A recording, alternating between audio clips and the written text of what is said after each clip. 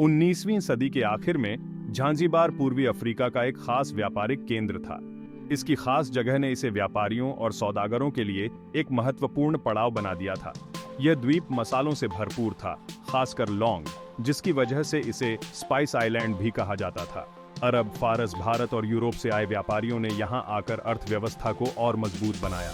झांझीबार Omani सल्तनत के अधीन था। 1800 के शुरुआत से ही ओमान के सुल्तान इस द्वीप पर राज करते आ रहे थे।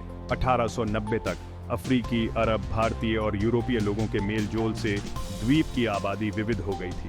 यह सांस्कृतिक मेलजोल द्वीप की वास्तुकला, खान-पान और परंपराओं में साफ दिखाई देता था। हालांकि राजनीतिक स्थिरता की कहानी अलग थी।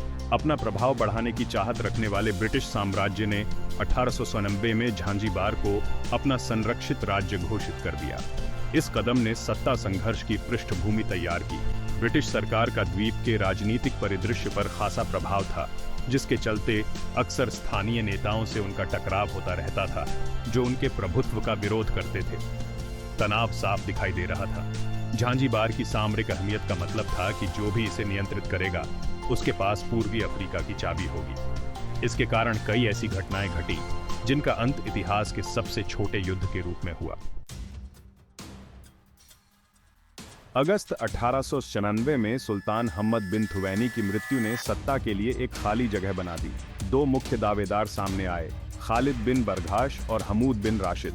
मृतक सुल्तान के भतीजे खालिद ने तुरंत सत्ता हथियाने की कोशिश की। वह स्थानीय लोगों के एक गुट में लोकप्रिय था और उसकी महत्वाकांक्षाएं बहुत बड़ी थीं। दूसरी ओर हमूद बिन राशिद को ब्रिटिश हितों के प्रति अधिक झुकाव वाला माना जाता था। अंग्रेज हमूद को इसलिए पसंद करते थे क्योंकि वह उनके औपनिवेशिक प्रशासन के साथ सहयोग करने को तैयार था।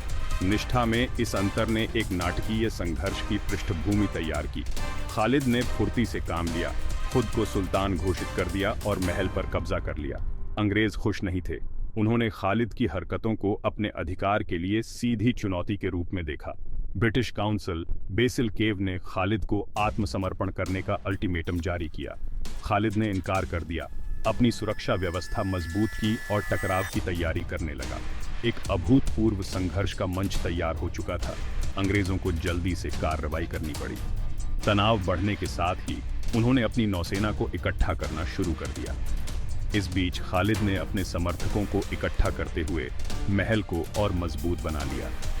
द्वीप युद्ध की कगार पर था। दोनों पक्ष उस ऐतिहासिक संघर्ष के लिए तैयारी कर रहे थे जो जल्द ही होने वाला था। जैसे जैसे तनाव बढ़ता गया, अंग्रेजों ने खालिद बिन बरगाश को एक कड़ा अल्टीमेटम दिया। उन्हें 27 अगस्त 1897 को सुबह 9 बजे तक पद छोड़ने और महल खाली करने के लिए कहा गया। ऐसा न करने पर सैन्य कार्रवाई की जाएगी। अल्टीमेटम स्पष्ट और अटल था। हालांकि खालिद दृढ़ था। उसे विश्वास था कि वह किसी भी ब्रिटिश हमले का सामना कर सकता है। उसने सत्ता छोड़ने से इनकार कर दिया।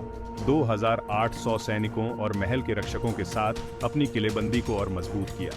घड़ी की सुइयां तेजी से आगे बढ़ रही थीं और दोनों पक्ष आसन्न संघर्ष के लिए कमर कस रहे थे। रियर एडमिरल हैरी रॉसन के नेतृत्व में ब्रिटिश नौसेना का बेड़ा रणनीतिक रूप से झांझीबार के बंदरगाह में तैनात हो गया। इस बेड़े में HMS सेंट जॉर्ज, HMS फिलोमेल और HMS रेकून सहित कई युद्धपोत शामिल थे। अंग्रेजों के पास बेहतर मारक क्षमता थी और अगर खालिद ने आत्मसमर्पण नहीं किया तो वे इसका इस्तेमाल करने के लिए तैयार थे। जैसे जैसे समय सीमा नजदीक आ रही थी, झांझीबार में तनाव और बढ़ता जा रहा था। स्थानीय आबादी संभावित संघर्ष से वाकिफ थी। हिंसा भड़कने के डर से कई लोग पनाह लेने लगे। अंग्रेज अपने अल्टीमेटम पर अड़े रहे। वे इसे लागू करने के लिए तैयार थे। समय सीमा आ गई और खालिद टस से मस नहीं हुआ। ठीक 9:02 पर अंग्रेजों ने गोलियां चलानी शुरू कर दी, जिससे इतिहास के सबसे छोटे युद्ध की शुरुआत हुई। अगले 38 मिनट झांझीबार के इतिहास का रुख हमेशा के लिए बदल देंगे। एंग्लो झांझीबार युद्ध न केवल अपनी अल्पावधि के लिए बल्कि आधुनिक तकनीक के उपयोग के लिए भी जाना जाता है। इसके सबसे दिलचस्प पहलुओं में से एक था तालमेल बिठाने के लिए टेलीफोन का इस्तेमाल। ब्रिटिश काउंसिल बेसिल केव ने रियर एडमिरल रॉसन और अन्य नौसेना अधिकारियों से संपर्क करने के लिए टेलीफोन का इस्तेमाल किया। युद्ध में तकनीक का यह एक नया उपयोग था। टेलीफोन ने रियल टाइम संचार की अनुमति दी, जिससे अंग्रेज अपने कार्यों का समन्वय सटीकता के साथ कर सके। संदेश तुरंत भेजे जा सकते थे, जिससे यह सुनिश्चित हो जाता था कि नौसेना का बेड़ा और थल सेना एक साथ काम कर रहे हैं। दूसरी ओर खालिद की सेना के पास ऐसे तकनीकी लाभ नहीं थे। उनका संचार पारंपरिक तरीकों पर निर्भर करता था, जो धीमे और कम कुशल थे। तकनीक में इस असमानता ने संघर्ष के परिणाम में महत्वपूर्ण भूमिका निभाई। अंग्रेज अपनी रणनीति को उल्लेखनीय दक्षता के साथ तैयार और क्रियान्वित कर सकते थे। टेलीफोन के उपयोग ने उस दौर की व्यापक तकनीकी प्रगति को भी दर्शाया। 19वीं सदी के उत्तरार्ध में संचार और युद्ध में महत्वपूर्ण नवाचार देखने को मिले। ये प्रगति आने वाले वर्षों में सैन्य रणनीति को आकार देती रही। तकनीकी बढ़त और बेहतर मारक क्षमता ने अंग्रेजों को निर्णायक बढ़त दिलाई। 38 मिनट का यह संघर्ष इस बात का जीता जागता उदाहरण था कि कैसे तकनीक इतनी कम अवधि वाले युद्ध का भी परिणाम प्रभावित कर सकती है। घड़ी में 9:02 हुए और ब्रिटिश बेड़े ने महल पर गोलियां दागनी शुरू कर दी। तोपों से अंधाधुंध गोलियां चलाई जा रही थीं। महल और अन्य रणनीतिक स्थानों को निशाना बनाया जा रहा था। शुरुआती बमबारी से काफी नुकसान हुआ, जिससे खालिद के गढ़ की नींव हिल गई। खालिद की सेना ने बचाव के लिए मोर्चा संभाला। उनके पास जो भी तोपें थीं, उनसे उन्होंने जवाबी हमला किया, लेकिन उनके प्रयास बेकार साबित हुए। ब्रिटिश नौसेना की मारक क्षमता बहुत ज्यादा थी। बमबारी की ताकत ने खालिद की सुरक्षा व्यवस्था को पल भर में ध्वस्त कर दिया। कुछ ही मिनटों में महल आग की लपटों में घिर गया। संघर्ष तीव्र था, लेकिन बहुत कम समय तक चला। ब्रिटिश जहाजों ने अपना हमला जारी रखा, यह सुनिश्चित करते हुए कि बचा हुआ कोई भी प्रतिरोध जल्दी से खत्म हो जाए। सुबह 9:40 पर संघर्ष खत्म हो गया था। खालिद की सेना या तो पकड़ी गई या भाग गई। महल खंडहर में तब्दील हो गया था, जो ब्रिटिश नौसेना की विनाशकारी शक्ति का प्रमाण था। युद्ध की अल्पावधि चौंकाने वाली थी। सिर्फ 38 मिनट में अंग्रेजों ने खालिद की सेना को पूरी तरह से हरा दिया था। द्वीप, जो एक लंबे संघर्ष की कगार पर था, सैन्य शक्ति के त्वरित और जबरदस्त प्रदर्शन से एक पल के लिए चुप हो गया था। संघर्ष के त्वरित समापन ने खालिद के प्रतिरोध की निरर्थकता को रेखांकित किया। अंग्रेजों ने अपना दबदबा कायम कर लिया था। झांझीबार पर अपने नियंत्रण के बारे में कोई संदेह नहीं छोड़ा था। इतिहास का सबसे छोटा युद्ध समाप्त हो गया था, लेकिन इसके परिणाम आने वाले वर्षों तक महसूस किए जाते रहेंगे। एंग्लो झांझीबार युद्ध के दौरान ब्रिटिश बेड़े की रणनीति बहुत सोच समझकर बनाई गई थी। रियर एडमिरल रॉसन का एक स्पष्ट उद्देश्य था, खालिद की सेना को जल्दी और निर्णायक रूप से निष्क्रिय करना। इस रणनीति के केंद्र में जबरदस्त नौसैनिक मारक क्षमता का उपयोग था। ब्रिटिश युद्धपोतों को बंदरगाह में रणनीतिक रूप से तैनात किया गया था, जिससे वे महल और अन्य महत्वपूर्ण स्थानों को सटीकता के साथ निशाना बना सके। बेड़े की मारक क्षमता का कोई मुकाबला नहीं था। प्रत्येक जहाज शक्तिशाली तोपों से लैस था, जो भारी नुकसान करने में सक्षम था। अचानक किए गए हमले का तत्व भी महत्वपूर्ण था। ब्रिटिश अल्टीमेटम ने खालिद को तैयारी के लिए बहुत कम समय दिया था। यह अंग्रेजों के फायदे की बात थी, जो कम से कम प्रतिरोध के साथ अपनी योजना को अंजाम दे सकते थे। खालिद की सेना को बेखबर पकड़ते हुए ठीक 9:02 पर बमबारी शुरू हो गई। नौसेना के बेड़े और थल सेना के बीच तालमेल जरूरी था। संचार के लिए टेलीफोन के इस्तेमाल ने यह सुनिश्चित किया कि सभी इकाइयां अपने अपने काम में एक साथ रहें। समन्वय का यह स्तर उस समय अभूतपूर्व था और इसने ब्रिटिश सेना की अनुकूलनशीलता और नवाचार को उजागर किया। रणनीति को त्रुटि रहित तरीके से अंजाम दिया गया। ब्रिटिश बेड़े की जबरदस्त मारक क्षमता और रणनीतिक स्थिति ने खालिद की सुरक्षा को अप्रभावी बना दिया। तेज और निर्णायक जीत ने ब्रिटिश रणनीति की प्रभावशीलता का प्रदर्शन किया। उनकी सैन्य कौशल के बारे में कोई संदेह नहीं छोड़ा। खालिद बिन बरगाश ने अपने पास मौजूद संसाधनों से महल को मजबूत बनाया था। उसकी सेना में लगभग 2800 सैनिक और महल के रक्षक शामिल थे। वे राइफल, बंदूकें और कुछ तोपों से लैस थे। खालिद को विश्वास था कि वह ब्रिटिश हमले का सामना कर सकता है। महल अपने आप में एक विशाल संरचना थी, जिसे एक गढ़ के रूप में काम करने के लिए डिजाइन किया गया था। खालिद की सेना ने ब्रिटिश हमले को रोकने की तैयारी करते हुए रक्षात्मक पोजीशन ले ली। स्थानीय आबादी परिणाम को लेकर अनिश्चित थी। तनाव बढ़ने पर कई लोग पनाह मांग रहे थे।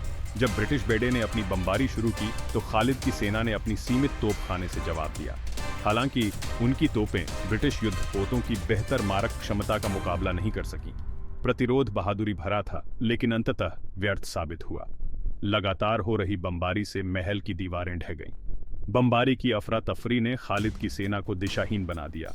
संचार के टूटने और हमले की भयावहता ने किसी भी तरह के समन्वित बचाव को रोक दिया। कुछ ही मिनटों में महल धधक रहा था और कई रक्षक या तो पकड़े गए या भाग गए। खालिद की सेना की प्रतिक्रिया हालांकि बहादुर थी, ब्रिटिश हमले के खिलाफ नाकाफी थी। मारक क्षमता और तकनीक में अंतर बहुत ज्यादा था। महल की सुरक्षा के तेजी से पतन ने संघर्ष के तेजी से अंत का संकेत दिया, खालिद के प्रतिरोध की निरर्थकता को रेखांकित किया। एंग्लो झांझीबार युद्ध के बाद महत्वपूर्ण बदलाव हुए। खालिद की हार के साथ अंग्रेजों ने द्वीप पर अपना नियंत्रण मजबूत करने के लिए तेजी से कदम उठाए। खालिद खुद जर्मन वाणिज्य दूतावास में शरण लेने के लिए भाग गया, जहां वह तब तक रहा जब तक उसे पकड़कर निर्वासित नहीं कर दिया गया। अंग्रेजों ने हमूद बिन राशिद को सुल्तान बनाया, जिससे झांझीबार का नेतृत्व उनके हितों के साथ और करीब से जुड़ गया। सत्ता के समीकरणों में हमूद का उदय द्वीप पर ब्रिटिश प्रभाव के एक नए युग का प्रतीक था। अंग्रेजों ने अपने औपनिवेशिक नियंत्रण को और मजबूत करते हुए एक अधिक प्रत्यक्ष प्रशासनिक उपस्थिति स्थापित की। स्थानीय आबादी को नई राजनीतिक वास्तविकता के अनुकूल होना पड़ा। संघर्ष की गति और निर्णायक प्रकृति ने बहुतों को सदमे में डाल दिया। महल का विनाश सत्ता में नाटकीय बदलाव का प्रतीक था। अंग्रेजों ने इस अवसर का उपयोग व्यापार और बुनियादी ढांचे के विकास को बढ़ावा देने वाले सुधारों को लागू करने के लिए किया। हालांकि इस युद्ध ने झांझीबारी लोगों के मानस पर भी एक अमिट छाप छोड़ी। संघर्ष की अल्पावधि और गहनता ब्रिटिश साम्राज्य की जबरदस्त शक्ति की एक कठोर याद दिलाती थी। इसने यूरोपीय औपनिवेशिक शक्तियों की ताकत के खिलाफ स्थानीय शासकों की भेद्यता को उजागर किया। इसके तुरंत बाद का समय परिवर्तन और अनुकूलन का था। झांझीबार, जो अब पूरी तरह से ब्रिटिश प्रभाव में था, ने अपने नए राजनीतिक परिदृश्य पर आगे बढ़ना शुरू कर दिया। द्वीप का सामरिक महत्व तो बना रहा, लेकिन उसकी स्वायत्तता काफी कम हो गई। हमूद बिन राशिद को सुल्तान बनाना झांझीबार के नेतृत्व में एक महत्वपूर्ण बदलाव था। हमूद को एक अधिक आज्ञाकारी व्यक्ति के रूप में देखा जाता था, जो ब्रिटिश हितों के साथ सहयोग करने को तैयार था। सत्ता की गतिशीलता में इस बदलाव ने द्वीप पर ब्रिटिश प्रभाव के एक नए युग का संकेत दिया।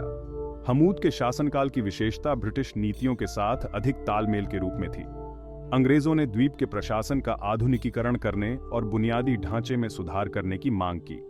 इसमें परिवहन, संचार और व्यापार में निवेश शामिल था, जिसका उद्देश्य झांझीबार को ब्रिटिश औपनिवेशिक व्यवस्था में और अधिक निकटता से एकीकृत करना था। हमूद के नेतृत्व में गुलामी को खत्म करने के प्रयास भी देखे गए, जो झांझीबार की अर्थव्यवस्था का एक महत्वपूर्ण हिस्सा थी। ब्रिटिश दबाव में व्यापक मानवीय लक्ष्यों के साथ संरेखण करते हुए इस प्रथा को समाप्त करने के लिए कदम उठाए गए। यह एक महत्वपूर्ण सामाजिक परिवर्तन था, जिसका झांझीबारी जीवन के कई पहलुओं पर प्रभाव पड़ा। हालांकि यह बदलाव चुनौतियों के बिना नहीं था। स्थानीय आबादी की नए नेतृत्व और बढ़ती ब्रिटिश उपस्थिति पर मिलीजुली प्रतिक्रिया थी। जहां कुछ लोगों ने सुधारों और आधुनिकीकरण का स्वागत किया, वहीं अन्य ने स्वायत्तता के नुकसान और विदेशी शासन के थोपे जाने पर नाराजगी जताई। नेतृत्व और नीति में बदलाव के झांझीबार पर लंबे समय तक प्रभाव रहे। ब्रिटिश औपनिवेशिक व्यवस्था में द्वीप के एकीकरण ने उसके राजनीतिक, आर्थिक और सामाजिक परिदृश्य को नया रूप दिया। एंग्लो झांझीबार युद्ध की घटनाओं और उसके बाद के घटनाक्रम ने झांझीबार के इतिहास पर एक अमिट छाप छोड़ी। एंग्लो झांझीबार युद्ध अपनी अल्पावधि के बावजूद द्वीप पर गहरा और स्थायी प्रभाव डाला। संघर्ष ने यूरोपीय औपनिवेशिक शक्तियों के प्रभुत्व और स्थानीय शासकों की भेद्यता को रेखांकित किया। तेज ब्रिटिश जीत ने जबरदस्त शक्ति असमानता और आधुनिक सैन्य तकनीक की प्रभावशीलता का प्रदर्शन किया। इस युद्ध ने ब्रिटिश औपनिवेशिक साम्राज्य में झांझीबार के एकीकरण को भी तेज कर दिया। हमूद बिन राशिद को एक आज्ञाकारी नेता के रूप में स्थापित करने से यह सुनिश्चित हो गया कि ब्रिटिश हितों को प्राथमिकता दी जाए। इससे द्वीप के प्रशासन, अर्थव्यवस्था और समाज में महत्वपूर्ण बदलाव आए। ब्रिटिश प्रभाव में गुलामी का उन्मूलन एक बड़ा सामाजिक परिवर्तन था। यह एक ऐसी प्रथा के अंत का प्रतीक था जो सदियों से झांझीबार की अर्थव्यवस्था का केंद्र रही थी। आधुनिक व्यापार और बुनियादी ढांचे के विकास की ओर बढ़ने से भविष्य के विकास की नींव पड़ी। हालांकि युद्ध की विरासत में स्वायत्तता का नुकसान और स्थानीय आबादी के बीच अधीनता की भावना भी शामिल थी। झांझीबार पर ब्रिटिश नियंत्रण द्वीप की कम होती संप्रभुता की निरंतर याद दिलाता था। इसके जांजीबार की पहचान और औपनिवेशिक शक्तियों के साथ उसके संबंधों पर दीर्घकालिक निहितार्थ थे। एंग्लो जांजीबार युद्ध द्वीप के इतिहास की एक महत्वपूर्ण घटना बनी हुई है। इसने उपनिवेशवाद की जटिलताओं, युद्ध में तकनीकी प्रगति के प्रभाव और राष्ट्रों के भाग्य को आकार देने में यूरोपीय शक्तियों के स्थायी प्रभाव पर प्रकाश डाला। 38 मिनट का यह संघर्ष, हालांकि संक्षिप्त था, जांजीबार के ऐतिहासिक प्रक्षेपवक्र पर एक अमिट छाप छोड़ गया।